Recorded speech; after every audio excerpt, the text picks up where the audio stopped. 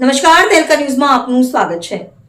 રાજપીપળા નગરપાલિકામાં ભૂગર્ભ ગટર લાઇન સફાઈ અભિયાનના 60% કામગીરી। રાજપીપળા નગરપાલિકા વિસ્તારમાં અંદાજિત રૂપિયા 24 કરોડના ખર્ચે નંખાયેલી ભૂગર્ભ ગટર લાઇનની ચોમાસાની ઋતુને ધ્યાનમાં રાખી વ્યાપક સફાઈ કામગીરી હાથ ધરવામાં આવી છે।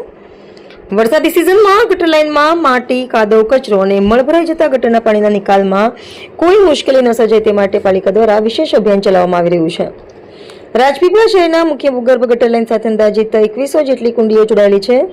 આ સમગ્ર નેટવર્કની અસરકારક સફાઈ માટે અમદાવાદ જીઆઈડીસી દ્વારા એક જમ્બો સુપર સેક્શન મશીન લગાવવામાં આવ્યું છે, જે છેલ્લા 1 મહિનાથી સતત કામગીરી કરી રહ્યું છે। અત્યાર સુધીમાં શહેરની ભૂગર્ભ ગટર લાઇનની અંદાજે 60% સફાઈ પૂર્ણ થઈ છે। સુપર સેક્શન મશીન એક સાથે 7000 લીટર સુધી કચરો ઉપાડવાની ક્ષમતા ધરાવે છે। છેલ્લા 30 દિવસ દરમિયાન અંદાજે 70 થી 80000 લીટર જેટલો કાદવ, કચરો, મળ અને ગંદા પાણીનો નિકાલ ભૂગર્ભ ગટર લાઇનમાંથી કાઢવામાં આવ્યો છે। નગરપાલિકાના મુખ્ય શિવાનીબેન મહેતાએ જણાવ્યું હતું કે સુપર સેક્શન મશીનના ઉપયોગથી સફાઈ કામગીરી ખૂબ જ ઝડપથી થઈ રહી છે। આગામી સમયમાં દર 6 મહિને આ મશીન દ્વારા નિયમિત સફાઈ કરવામાં આવશે। ઉપરાંત શહેરમાંથી ખુલ્લી ગટરો દૂર કરી સંપૂર્ણ ભૂગર્ભ ગટર વ્યવસ્થા વિકસાવવાનું પણ આયોજન છે।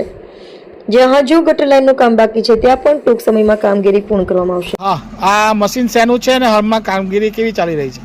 આ મશીન સુપર સેક્શન નામનું છે અને એ મશીનમાં 3 ટાંકી છે અને એ ભૂગર્ભ ગટરના જે પણ કંઈ ચેમ્બર છે એની અંદરનો જે કચરો હોય, ઘન કચરો હોય, કોઈ બી પથ્થર હોય, રેતી હોય, એ બધું જ કાઢી અને એને ખેંચી અને આ ટાંકીમાં જાય છે અને ત્યારબાદ એને રિસાયકલ કરીને વોટરથી પ્રેશર મારવાને બધી જ ચેમ્બર સાફ કરાય છે અને એના લીધે આપણું કોઈ પણ પાણી હોય એ પણ જો આપણે સંકટ સમય હોય તો એમાં પણ નિકાલ કરી શકીએ તથા કોઈ પણ કચરો આમાં અટકે ના અને આપણી ચેમ્બર સાફ રહે અને ઘરમાંથી જે નીકળેલો કચરો છે એનો નિકાલ યોગ્ય રીતે થાય ને ચોકઅપ ના થાય એને માટેનું આ મશીન છે અને એ રાજપીપળામાં 1 મહિનાથી કાર્યરત છે તથા 2100 જેટલી કુંડીમાંથી 60% જેટલી કામગીરી એમાં પતી ચૂકેલી છે। જ્યાં જ્યાં મેઇન રસ્તા છે કે જ્યાં મશીન જઈ શકે છે ત્યાં આ કામગીરી ચાલુ જ છે અને દર 6 મહિને આ કામગીરી હવે ચાલુ જ રહેવાની છે।